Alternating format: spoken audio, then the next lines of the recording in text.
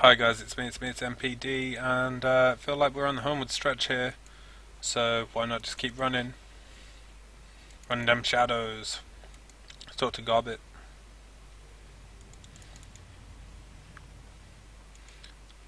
Hi girl.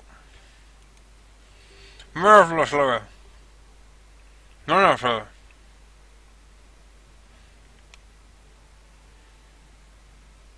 No, between the two of you, my money's on the pastry. Marvel!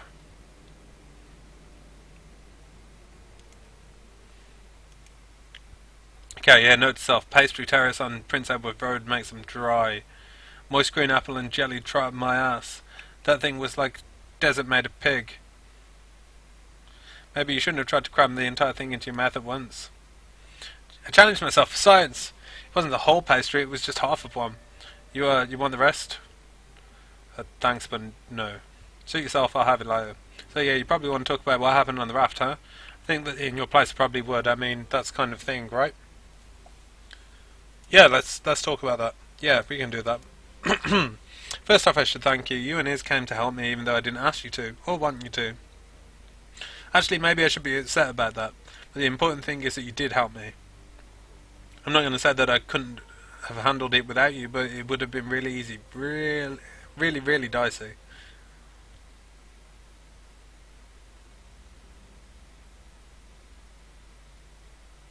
You would have been fine. Me and Iz just made it a little easy for you. Yeah, you sure did. Thanks. On the bright side, we threw Malvina and the raft back in Cat's hands. That feels pretty great, and the shiny object is at the bottom of a Hong Kong bay, lodged in a bank of silt and crab shit. That's pretty much where it belongs. But I've got to admit, something is gnawing at me. Before you and Iz showed up, I was going to sink the raft. I'd gotten halfway through arming the charges, and I was going to send the whole sinking ship down in flames. Everyone on it would have died, Cad and Yasmin, all of them. All because I made up my mind earlier and didn't want to change it. That makes me think, how many times before now have I done what seemed like the right thing, follow my gut, like I taught you, without realising there was a better option. This whole introspection thing kind of sucks, I've got to say. It's much more comforting to just assume that all of my past decisions were right. Sure it is. It's intellectually dishonest, but it's definitely comforting. Yeah, underdog, you aren't helping my mood any. I'm kind of having a tough time over there. I don't do this very often. Reflecting is for mirrors, not devastatingly attractive street shaman. I don't know how your handringers deal with the feeling this way.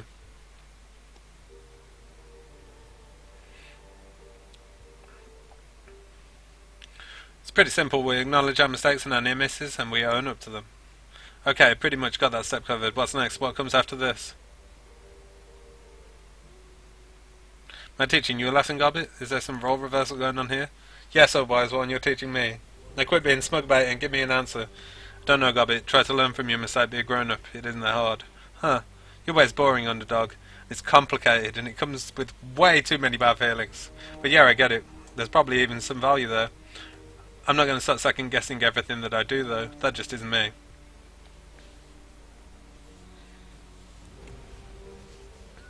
Good, because that would be dumb. Don't question yourself before circumstances give you a reason to. Right, that makes sense, I guess. Alright, underdog, I'll give it a shot. Who knows? Maybe there's some value in hand-bringing after all. I guess we'll wait and see. Anyway, things have turned out the way that they did. I don't know what would have happened if we'd tried to do something different. There's one thing that I can say for certain. Things are better in Hong Kong Bay now that they were before we went to the sinking ship. We did something good there. That's something. Yeah, it is. Actually, there are two things that I can say for certain. I think the rat is happy that the shiny object is gone. Check it out, she gave me a present.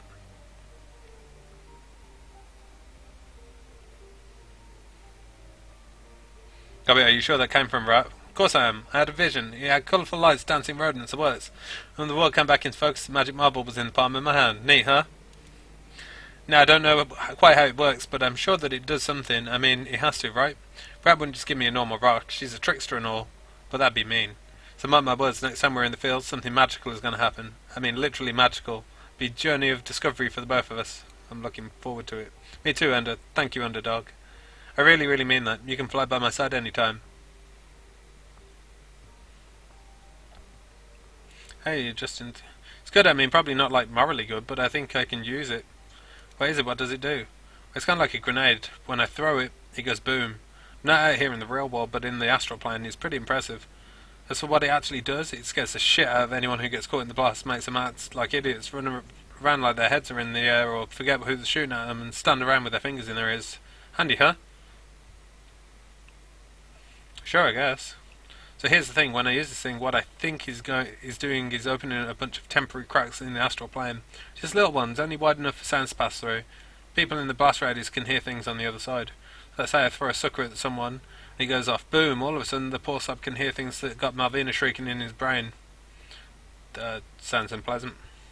Yeah, it's a bad time for them. All the voices at once, yelling and babbling and cursing, doing their rat king thing. It'd drive you nuts, right? That's basically what it does, drives people mad, makes them work against their own self-interest. It's like temporary insanity in pebble form. I'd be wary of using anything connected to the shiny object. Again, Vrat gave it to me. I think it'll be okay. Now here's the best part. After I use one of these and go to bed, I find another one in my hand the next morning. Tried it a couple times now and it keeps happening. Toss, explode, nap, visions of dancing rats, and ta-da, new magic pebble. Using this feels right in a way that the shiny object never did. I think that it's Rat's reward to me for taking Malvina down or something. I don't know exactly. I've never heard of this happening to anyone before. Anyway, it should help us moving forward, and considering what's ending up against next, I think this is all the help we can get. Yeah. Got another lesson for me? No, underdog. No more lessons. You don't need them. You're as much a runner as I am now. Might even be a thing or two that I can learn from you. All of that can wait. We've got this whole situation with the ball seat and your Fastad and gun show, and all that to take care of. It's kind of a mouthful, lots of players involved, tons of intrigue. Honestly, I'm enthralled by the whole thing. Can't wait to see how it turns out. You're damn right. Oh, an underdog, yeah? The part in the hot plate, it's always full. I keep a soup going on that thing 24/7. If you ever want any, you're welcome. Just come on in. I'd love the company. I'll be here with bells.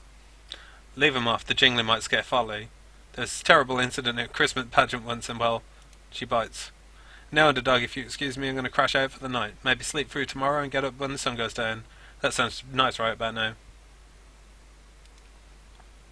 Scurry along now. Your full momentum needs a rest. Boop. Now, you have a cyber arm.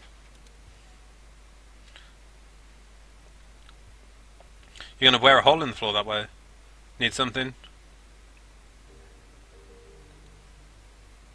Need to know you're not going to go on a rampage. See this pace, and this is how I don't go on a complete rampage. No, this shit is going to be controlled. Don't fixate on a woo. Try not to lecture me, blah blah blah. Good thinking. Thanks, I'll consider it.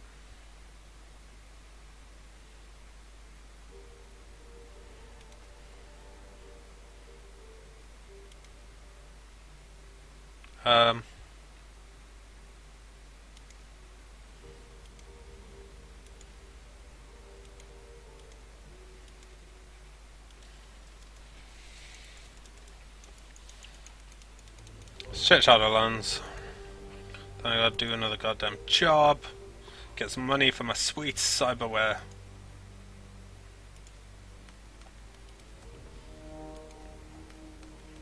Oh no. I want to find out what happened to that deco. Hello, Ractor. Are you prepared to strike? Welcome back, my friend. Is there something I can do for you? Care to pick up where we left off last time? If you like, I must confess I've rather enjoyed our talks. It's good to have a sounding board to bounce ideas off of. I thought we were friends. We are. Please forgive me if my choice of words has offended you. It was not intentional. I am by nature a solitary creature. I must confess that I sometimes forget how to interact with others. But enough of this maudlin talk. You have questions for me. Go ahead and ask them. I will answer whenever I can.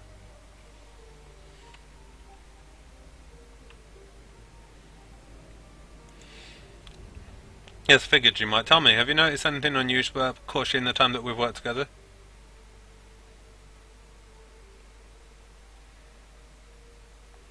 It's like an animal. Yes, good observation. Corshi's behaviour could be described as animalistic for a good reason. And what I think. His behaviour is not drone-like because he is not a drone. He's not in the way that people would be. He's a prosthesis. What? Principle is very simple. You can think of him as a cyberlimb, if you will. We may be separated by distance, but he's joined to me as surely as a replacement leg is to its wearer. Hang on, you're telling me that you're always rigged into your drone? Not on a conscious level, no, but subconsciously, yes. There is a constant two-way stream of data flowing between my brain and his systems. When he takes a step, I can feel it tingling in my spine. When he tears into flesh, I can feel the satisfaction. We are a single entity in two bodies, metal and flesh made one. You're going to have to explain that. Of course, she acts as a home for my primal animal impulses, the id, to use Freud's structural model of psyche. The analytical portions of my brain, the ego and the superego, live on in me. They govern the id, and by extension Korshi's behaviour. When we're on a run, I rig into Korshi. I do not command him to attack, rather I loosen my grip on these reins and allow him to kill. He wants to hunt, to dominate, to bathe himself in blood. Reproduction would also be a drive if such a thing were possible. So if you would kill Korshi, would what, run amok? No, my friend, of course not. Korshi is not capable of storing any part of the human mind. He simply didn't have the capacity for it. If I were to die, he would fall dormant, the same way as any other drone. One day perhaps I will perfect him and a part of me will live on in the chassis after the meat in my body dies, but for now I'm satisfied to live with him as a combined entity, man and machine, joined through a form of neural parabiosis into a single being. A beautiful step into a post-human future. Guess if I have to know a mad scientist, I'm glad he's on my side. Well said, my friend, and the feeling is mutual. If I must associate with violent criminals, I suppose that I am happy to call them friends.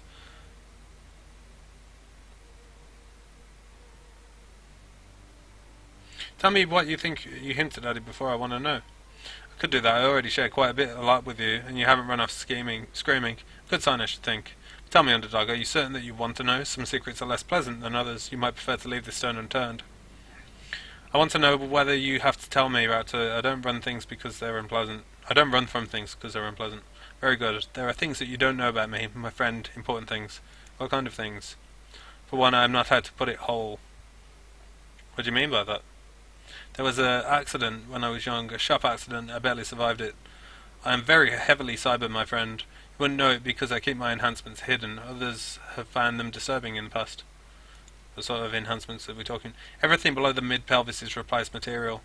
That's where I sheared in half, you see. What? It's a miracle that I survived the experience. The blood loss alone should have killed me, but here I am, alive and well. Greatly improved, in fact. So you're hot. You lost everything below the hips? Yes, a traumatic loss to be sure, but not so terrible as you might think. By every conceived measures, I have been improved since the time of the accident. I am more than I was before, not less. How can you not be terrible? The doctors installed stimulus generators in my brain when they repaired me. With this I can mimic the full range of sensations that the human body is capable of producing. Imagine the ramifications of such a thing, the things that you could do, the things that could experience, the implications for operant conditions alone are staggering. And so yes, I have lost the entire lower half of my body. The full ramifications of such loss are obvious, but in return I have gained so much more. At will I can goad my brain into producing whatever sensation I wish. I can poke at the wiring of my own consciousness, and I can reroute that wiring as I see fit. Okay, so you're a half machine. Look at me, Underdog. I have a shred of essence left in me, and only barely that. But I suffer none of the ill effects associated with traumatic essence loss. How is that possible? I beg to differ. It's most certainly possible, and I'm the proof. I'm hardly unique. There are others who share my particular physiological quirks, and we will conquer the essence limit given time. Natural selection will see to it. What? How'd that work? Technology is rather akin to SimSense, but considerably more powerful and flexible. Most SimSense experiences, those found in BTL chips for example, are structured around basic narratives that provide the user with context. But if you strip away the veneer of the escapist fantasy, what you have left is an extremely powerful toolkit. I'm not surprised. They're Russian technology, government funded and quite experimental. The project was cancelled shortly after overseeing my implants, something about graft and corruption on the administrative levels. Yet another example of good science derailed by politics. You ever heard of anyone else who's got these implants? I know of a handful of other recipients. From what I've heard, the others were all driven quite mad. To be handled, control over the inner workings of one's own brain is tremendous responsibility. Perhaps the others were less well equipped to handle it than I am. Or maybe they've driven you insane too. Ever considered that a possibility? Of course, considered and rejected. Granted, I could be wrong about that. Perhaps I am mad. But then, who would say that about you and your willingness to associate with me? I know there's more to the story than this. There is, my friend, but nothing that can't wait till tomorrow. You have a lot to process, I'm sure. I would like the remainder of the evening to myself, but if you come back later, I will finish the tale. Sure, Reactor. We'll talk tomorrow. Can it be tomorrow now? Yes, it is. I want to continue our discussion from last time. Yes, my friend. Go on, ask your questions. Let's see where the inquiries last. Didn't hurt you? Why? Yes, I did tell you that, and I do owe you an explanation. Tell me, my friends, what do you know about the essence loss and its effect on metahuman psyche? Losing essence kills part of you. The more cyberware you get, the more detached you become from reality. Yes, that's right. And this detachment can be deeply traumatic for the sufferer. The literature is full of such cases. Now, what would you say if I told you that after my accident and subsequent cyber surgery, I felt no different at all? That even in the beginning, I was completely unchanged?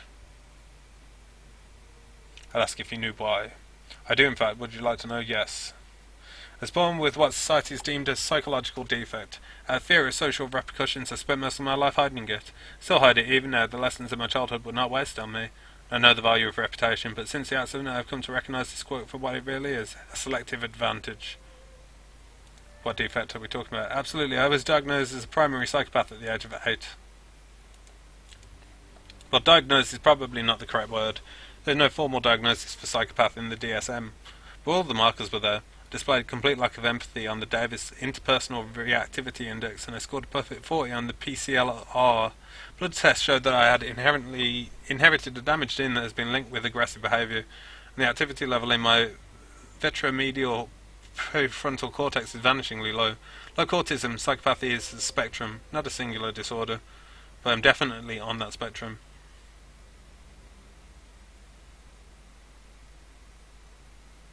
Where are you on the spectrum, Raptor?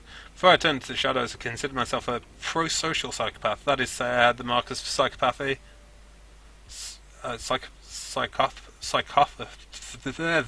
struggling with that. Psychopathy. There we go. I expressed some of the expected behaviours, but I never killed anyone, at least not until I became a job requirement. Now I'm not so sure. I'll admit that there is a certain thrill to our profession. It's quite liberating. Being paid to hunt and kill other men, but I only indulge these appetites when I'm on the job, and I never bring my work home with me. I'm sure that it all comes as a great shock to you, but I tell you my condition is actually an advantage, one that protected me from the mental trauma of my accident and subsequent reconstruction. The psychological blow of essence loss can be devastating. This mental trauma is ultimately responsible for much of the damage and self-destructive behaviour suffered by those who ride the razor's edge.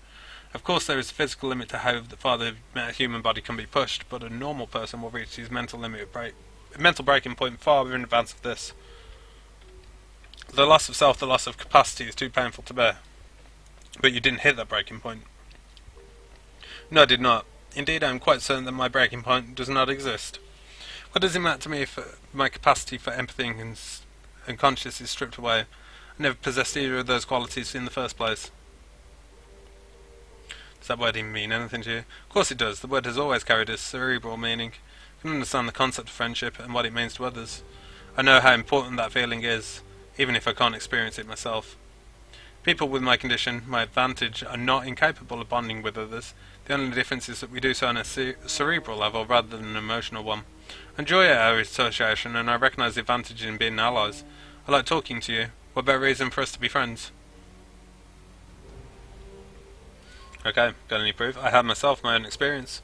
Nearly all my essence has been stripped away in a single stroke, and I didn't even notice. What more do you need? Your subjective blah blah blah. No, I suppose not. I know it could be true all the same. My hypothesis makes good sense. I've never possessed the sense of humanity that others hold so dear. If having it stripped away is traumatic, then it stands to reason that I will be protected from that trauma.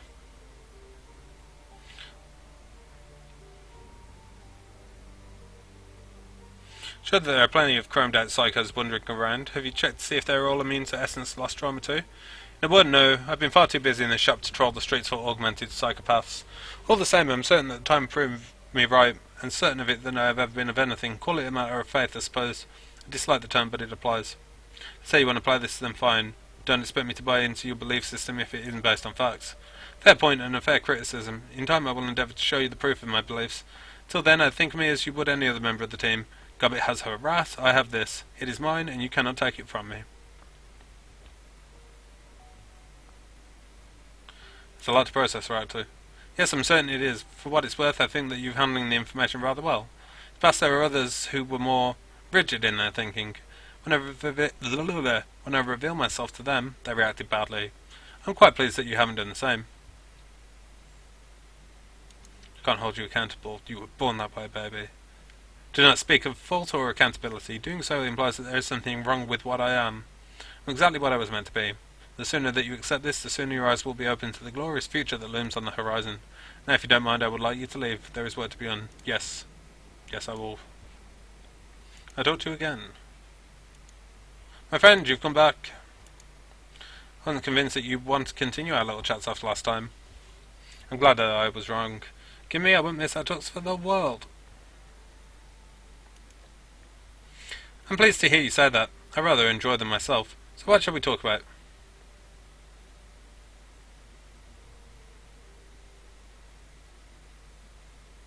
What's up with your feet? The replacements that are fitted with all this many years ago, they've been modified somewhat between then and now, as you can see, improved. They're amazing. I want a pair. If only I had the time and resources, I would make them for you, and the ways I would improve you, my friend. Perhaps later, after we finish all this, but for now, we have more pressing concerns. I questioned something that mentioned earlier.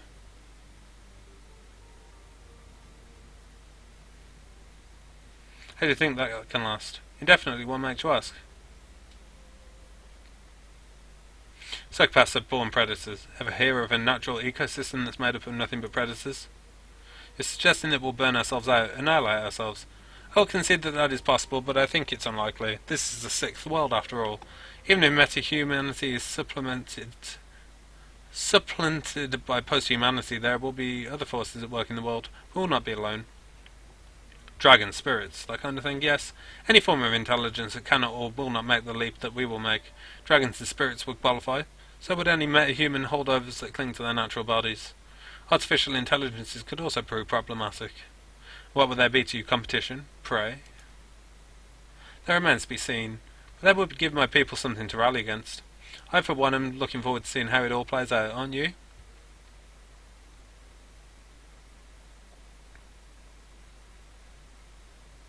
You said you were diagnosed as a psychopath when you were 8. My mother had me tested. She was always kept a watchful eye on me. Obsessively so, truth be told. It's a rather poor way to experience childhood. Why was she watching you? What did you do? Very little. She blew my childhood behaviours out of proportion, I'm afraid. The woman had always been motivated by fear. She had her reasons, I suppose. Done very little for me. Neighbour had a pet rooster. He would crow at strange hours and wake me up. Woke everybody up. We all hated that rooster. So one day I cut its throat with a hobby knife.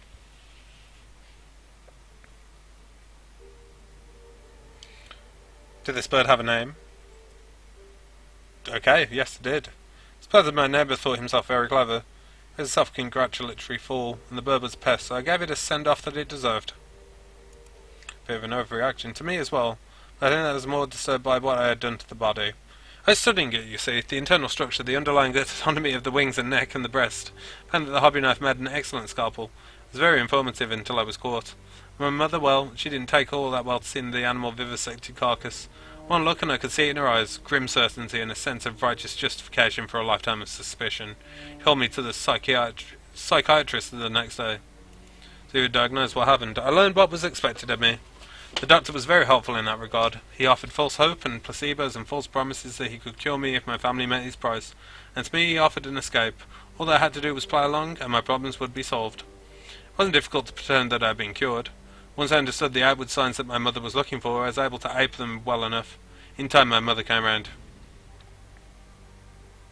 So you lied, blah blah blah, etc. Fun and mass, both for my own benefit and the benefit of my family. I knew what would happen if I didn't. Being caught, and my mother's scrutiny would only be increased if I didn't convince her that I was better. My grandfather lived his final days in Black Dolphin Prison. Do you know the place? Anything like Supermax? In terms of conditions, it's far worse. Black Dolphin is one of the most appalling detainment facilities in Russia, and that's saying quite a lot.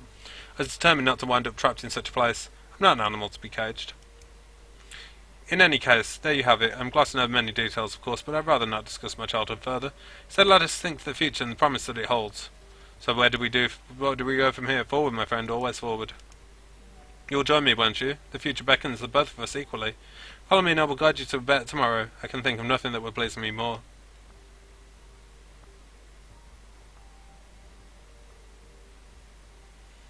Yes. Very good, I am pleased. But in the immediate future there is a small matter of the Wall City to contend with. I will of course continue to help you as best I can. Need allies as badly as you do, and this is my best interest to keep them alive.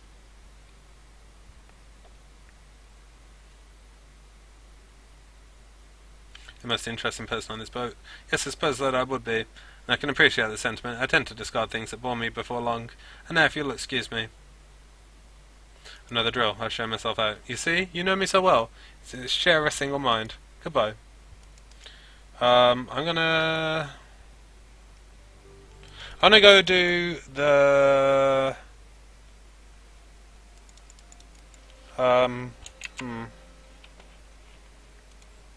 I don't know. No, we're gonna call that there. So that is, I didn't think there was gonna be a Shadowlands.